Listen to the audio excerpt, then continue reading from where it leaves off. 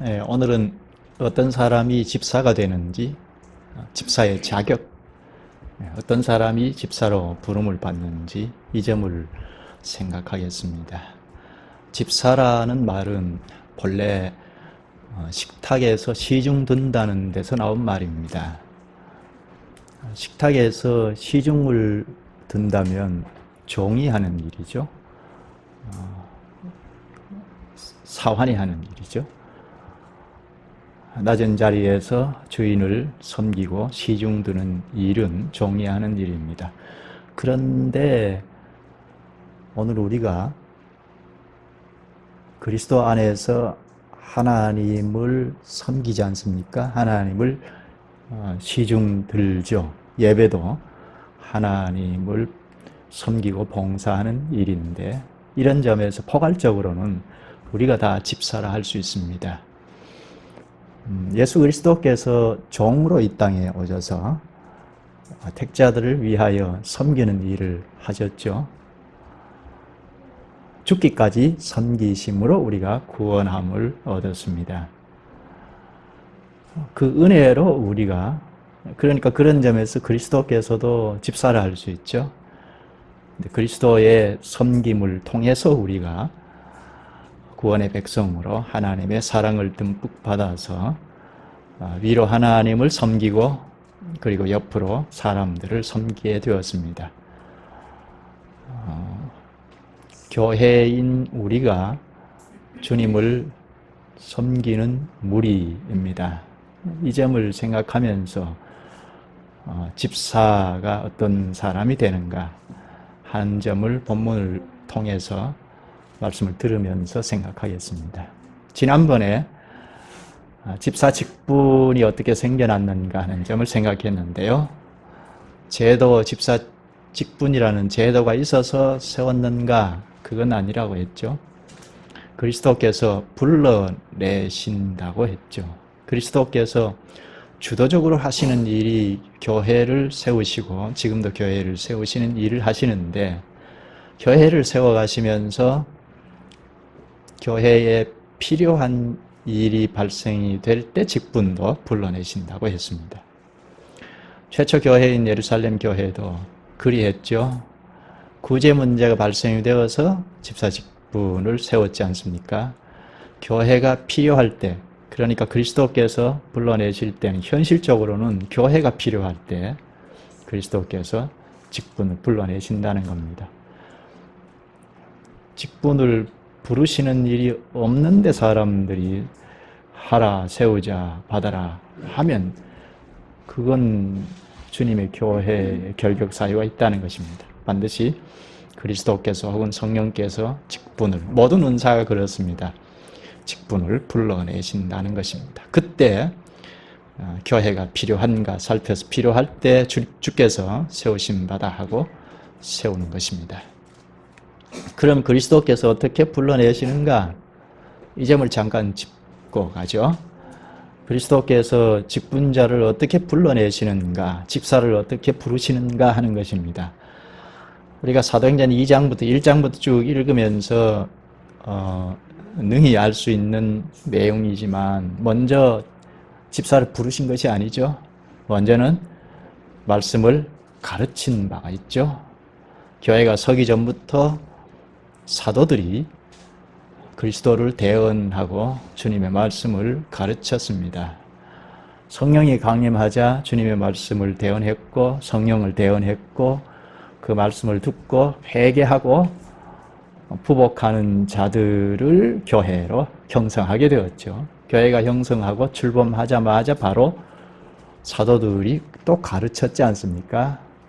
교회가 출범하자마자 사도들이 가르쳐서 서로 교제하고 떡을 떼고 기도에 전념했습니다. 이 가르침부터 시작을 했죠. 사도들의 가르침은 우리가 얼른 생각하더라도 상당한 내용들을 가르쳤다는 걸 짐작할 수가 있습니다. 예수 그리스도를 쫓아다니면서 배운 것이 있죠. 그리고 서신서들을 보면 사도들이 무엇을 가르쳤을까 하는 것을 충분히 알 수가 있습니다.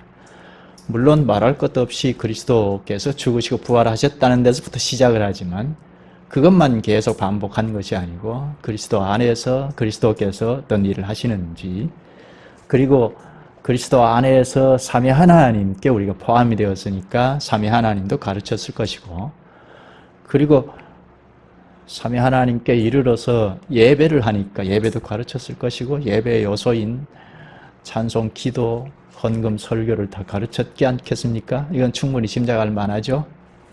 신앙의 행위들을 충분히 가르쳤을 것입니다. 교회를 가르쳤을 겁니다. 교회가 무엇인가에 대해서 충분히 가르쳤을 것입니다. 또 교회의 현실이 천국의 현실이니까, 천국이 후연차이니까 천국도 가르쳤을 것입니다. 이 땅에 도래한 천국이 무엇인지 이러한 내용들을 충분히 가르쳤을 것입니다. 먼저는 이렇게 말씀을 쭉 가르친다는 겁니다. 말씀을 가르쳐 나가면서 교회에 문제가 생겼을 때 집사를 불러내셨다는 겁니다. 구제 문제가 생겼을 때 7 세우라 하니 회중들이 다 기뻐했죠. 온 무리가 기뻐하여 7 세워서 사도들 앞에 세웠다고 합니다. 온 무리가 기뻐했다. 직분자를 세울 때 온 무리가 기뻐했다 하는 이것은 과연 그리스도께서 불러내셨다 하는 확증이죠. 그리스도께서 하신 일이다 하는 것이 확실히 드러나니까 기뻐한 것입니다. 이렇게 직분자를 불러내실 때, 직분자, 집사를 부르실 때 교회가 필요로 해서 부르신다는 것이고, 그리스도께서 불러내실 때, 교회에 필요할 때, 세우실 때 온 회중이 기뻐한다는 것입니다. 이 밖에 다른 방법으로 직분자를 세우실 까닭이 없습니다.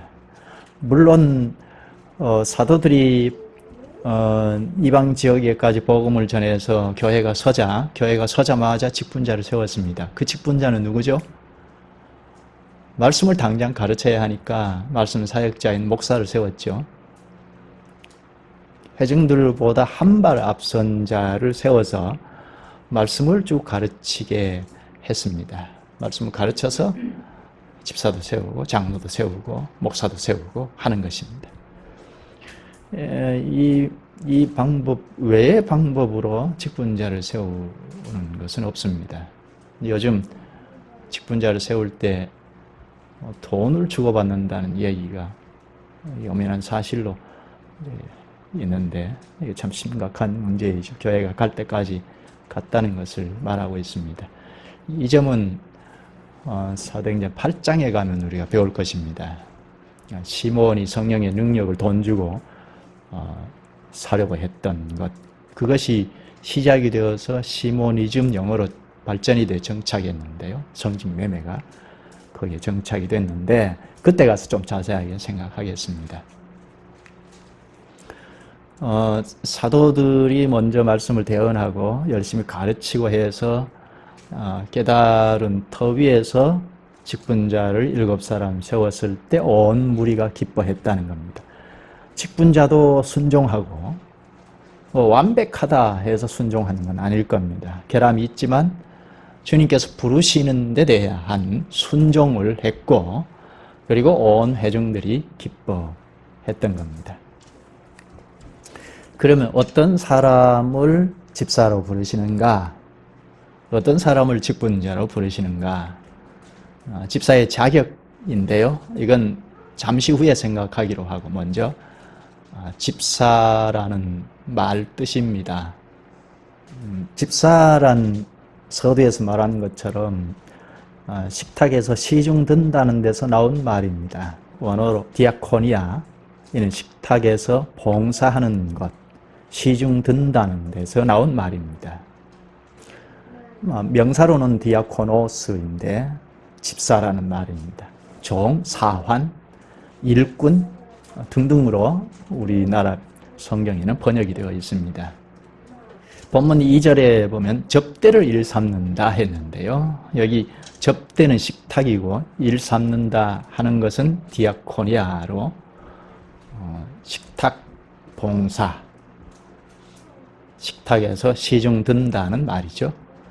1절의 구제도 디아코니아인데요. 같은 단어입니다.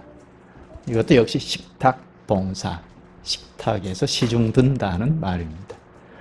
그리고 4절에 우리는 오로지 기도하는 일과 말씀 사역에 힘쓰리라 사도들이 이렇게 말하죠. 여기 말씀 사역이라고 했는데 여기 사역이라는 말도 디아코니아, 식탁 봉사입니다.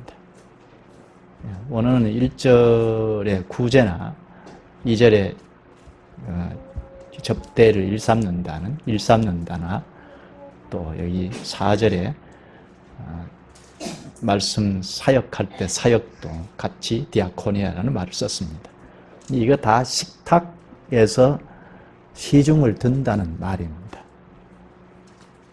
당시에 디아코니아라는 말은 주인에게 손 씻을 물을 갖다 주고 그리고 식탁에서 심부름하고 먹을 것을 나누는 이 일을 디아코니아라고 했습니다.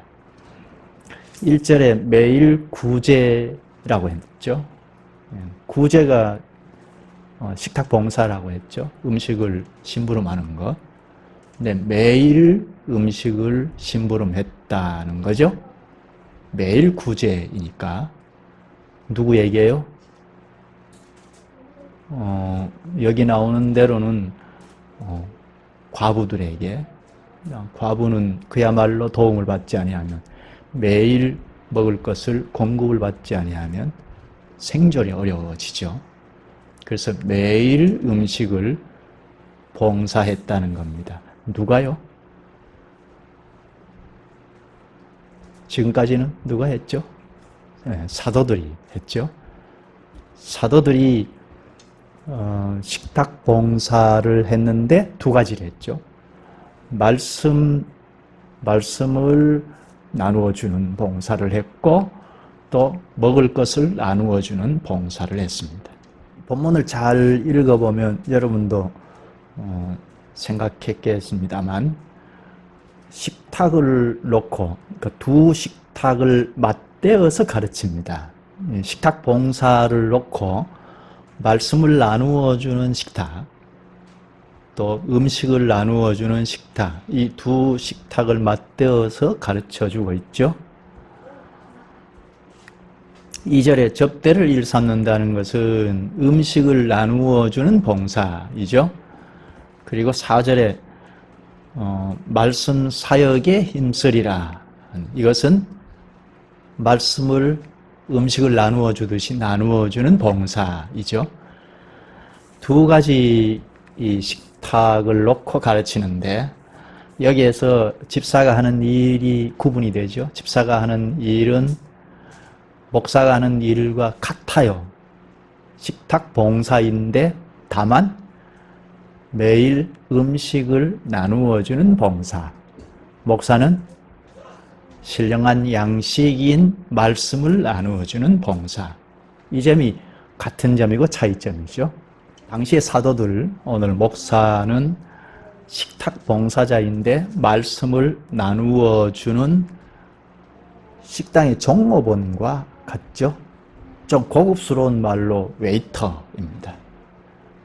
음식을 심부름해주는 웨이터와 같습니다. 웨이터는 주방에 들어가서 일을 하는 것이 아니고 손님을 맞아 음식을 나누어 주죠. 어떤 음식이 필요한지 잘 살펴보고 또 나누어 주고 그 밖에 반찬이나 물을 나누어 주고 그렇게 하는 것이 웨이터입니다.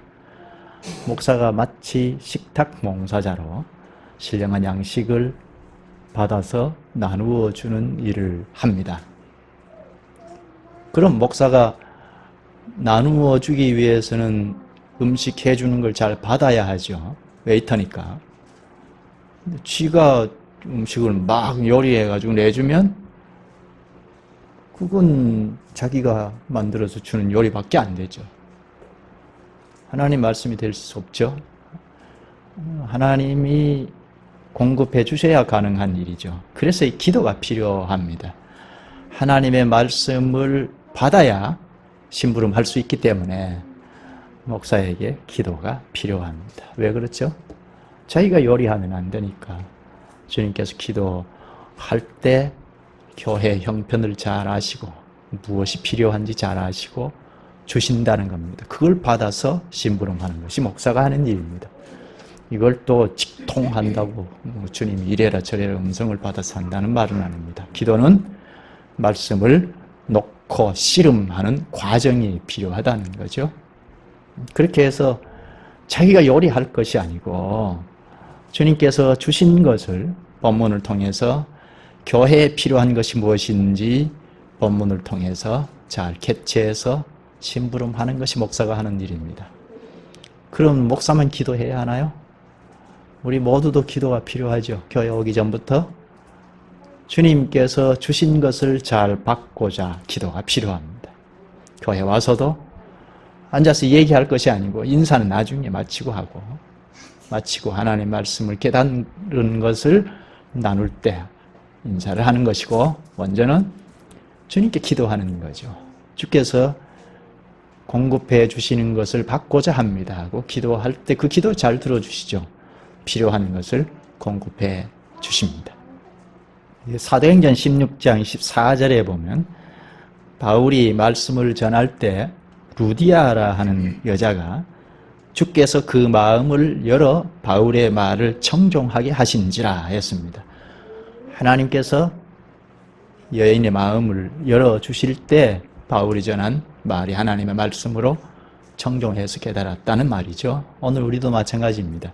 하나님의 말씀을 받기 전에 기도해야 하죠. 그래서 하나님이 마음의 문을 열어주셔야 하는 거죠.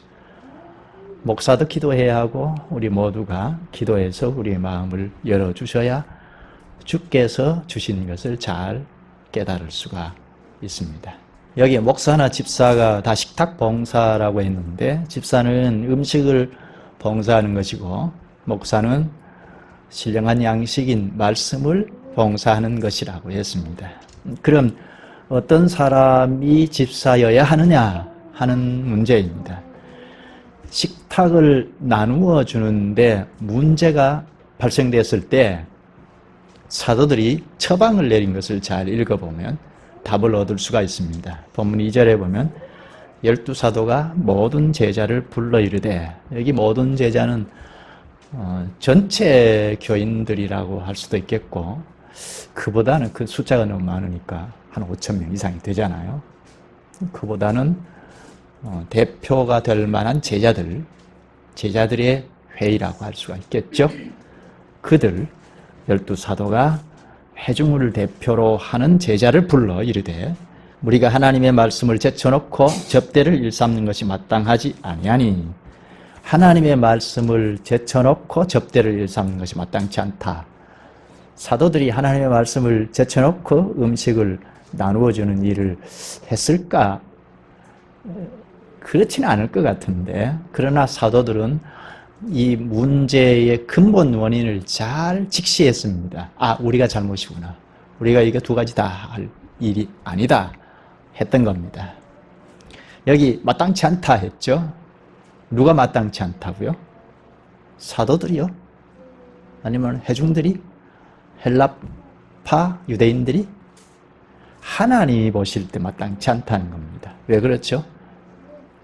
교회는 하나님께서 하신 말씀을 따라 움직이기 때문입니다. 말씀에 더 무게를 둔다는 겁니다. 3절을 보죠. 형제들아, 너희 가운데에서 성령과 지혜가 충만하여 칭찬받는 사람 일곱을 택하라. 우리가 이 일을 그들에게 맡기고. 하나님의 말씀이 제일 중요하다는 거죠. 물론 음식을 매일 나누어 주는 일이 중요하지 않다는 말이 아닙니다. 그 일도 중요했기 때문에 분담해서 집사 일곱 세우는 거죠. 중요한 건 4절에 우리는 오로지 기도하는 일과 말씀 사역에 힘쓰리라 하니, 기도하는 일과 말씀 사역에 힘쓰겠다. 교회가 말씀 사역이 매우 중요하기 때문에, 말씀을 나누어 주는 일이 매우 중요하기 때문입니다. 그러자 온 무리가 기뻐하죠. 온 무리가 기뻐해서 7사람을 뽑아서 사도들 앞에 세웠다고 합니다. 어떤 사람을 세우죠? 여기 성령과 지혜가 충만하여 칭찬받는 사람이죠. 여기 매일 음식을 나누어 주는 일인데 성령과 지혜가 충만하여 칭찬받는 사람이라고 합니다. 어떤 관계가 있나? 우리가 얼른 생각하기에는 음식을 나누어 주는 일이니까 좀 잽싸게 이렇게 순발력 있게 행동하는 사람들을 뽑을 수 있잖아요. 아니면 음식을 잘하는 사람을 뽑을 수도 있잖아요. 아니면 요즘 같으면 통계학을 해서 통계를 잘 내려서 누락이 되는 사람이 없도록 하는, 그렇게 할 수도 있잖아요. 근데 여기 성령과 지혜가 충만한 사람을 뽑아라고 했습니다. 무슨 관계가 있는가? 과부들이 매일 음식을 공급하는 일, 이것과 성령과 지혜가 충만한 사람, 이것과 어떤 관련이 있는가 하는 것입니다. 성경을 잘 보면, 구약에서 보면 고아와 과부들을 극진히 생각하는 구절이 많이 있죠. 대표로 신명기 10장 18절에 보면 고아와 과부를 위하여 정의를 행하시며 나그네를 사랑하며 그에게 떡과 옷을 주시나니 너희는 나그네를 사랑하라. 전에 너희도 애굽 땅에서 나그네 되었음이니라. 전에 너희도 나그네였다 하죠. 전에 너희도 별 볼 일 없는 나그네였다는 겁니다. 그런데 하나님께서 극진하신 사랑으로 구원하셨지 않습니까? 구원의 백성으로, 하나님의 사랑을 듬뿍 입은 구원의 백성으로 당연히 너희도 나그네, 고아와 과부들을, 사회적인 약자를 사랑하라. 하나님의 사랑을 입었으니 사랑을 나누어 줄 수 있다는 거죠. 신약 교회도 똑같이 말합니다. 디모데전서 5장 3절에서 6절을 읽겠습니다. 참 과부인 과부를 존대하라. 만일 어떤 과부에게 자녀나 손자들이 있거든 그들로 먼저 자기 집에서 효를 행하여 부모에게 보답하기를 배우게 하라. 이것이 하나님 앞에 받으실 만한 것이니라. 참 과부로서 외로운 자는 하나님께 소망을 두어 주야로 항상 간구와 기도를 하거니와 향락을 좋아하는 자는 살았으나 죽었느니라. 여기 반복되는 말이 참 과부를 말하죠. 참 과부를 존대하라. 존대하라는 공경하라는 말이고, 그리고 경제적인 것도 대접하라는 말입니다.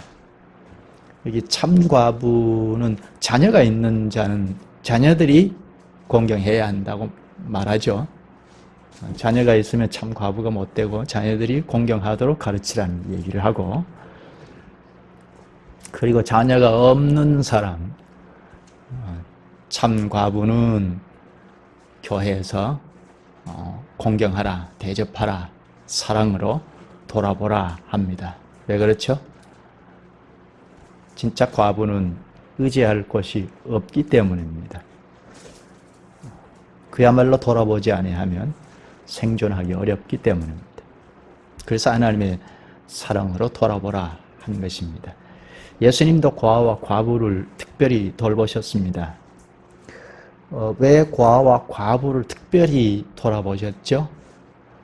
예수님께서는 하나님 나라가 왔다 하시고 사회적인 약자도 돌아보셨거든요.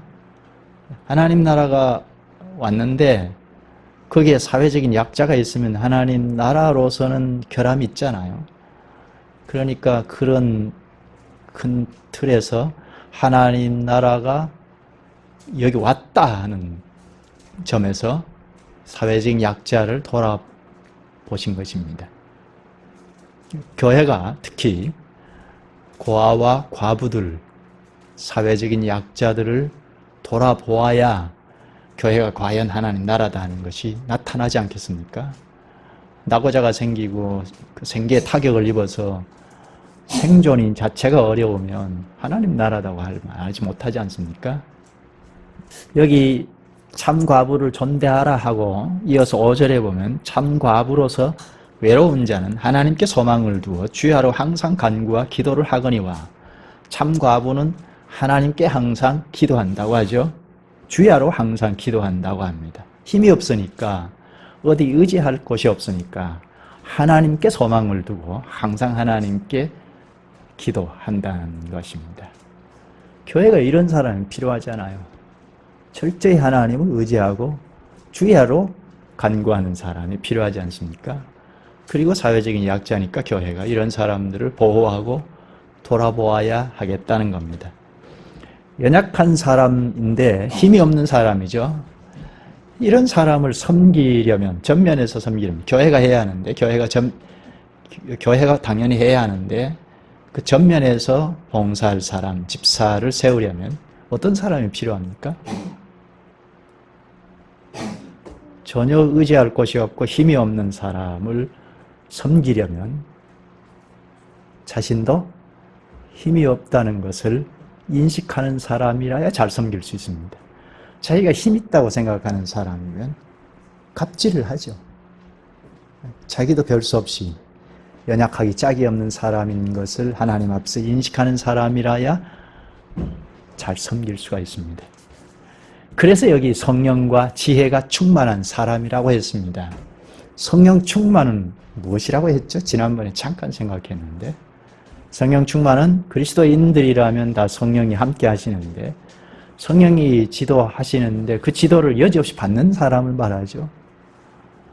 이는 자기가 연약한 사람인 것을 인식할 때 성령의 지배를 여지없이 받아 순종합니다. 하나님을 철저히 여지를 두지 않고 순종해 나갑니다. 이런 사람이 연약한 사람을 잘 돌아보지 않겠습니까?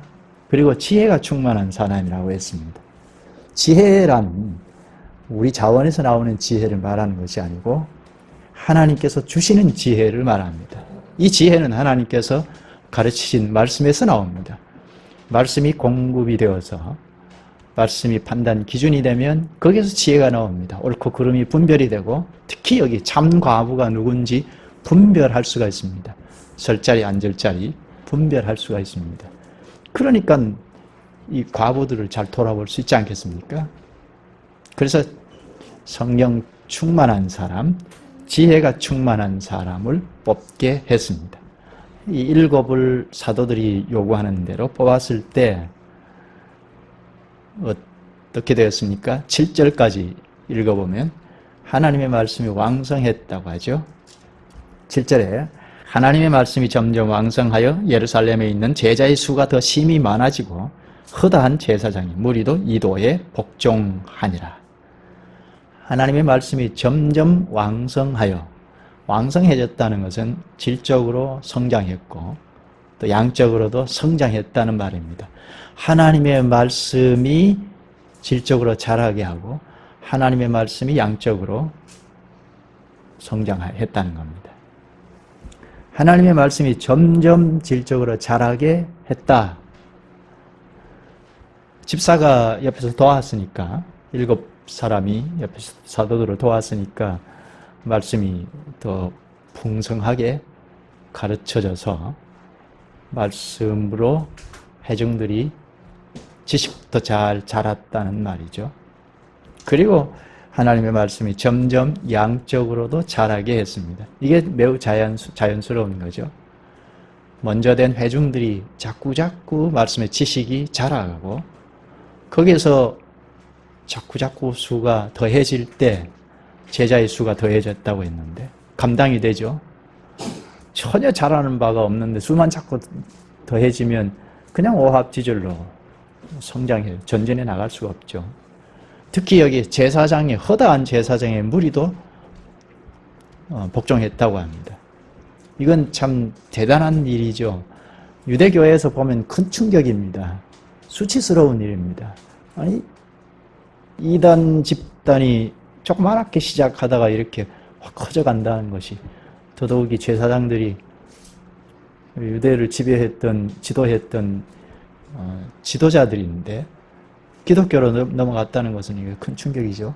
그 원인은 말씀입니다. 하나님의 말씀이 점점 제사장들도 넘어오게 했다는 겁니다. 제사장들은 구약 성경에 능통했다고 할 수 있습니다. 유대인들이 되게 그런데 제사장들이라면 최소한 예배 방식, 구약의 예배 방식, 예배의 모범을 잘 아는 사람들입니다. 레위기지 않습니까? 구약 성경을 잘 알고 있는 사람들입니다. 그만큼 사고가 있다는 건데요. 그 사고를 능가하지 못하면 그 사람의 사고를 돌릴 수가 없죠. 말씀이 그 사고를 능가해야, 현재 가지고 있는 선지식을 능가해야 그 사람을 생각부터 바꿀 수 있죠.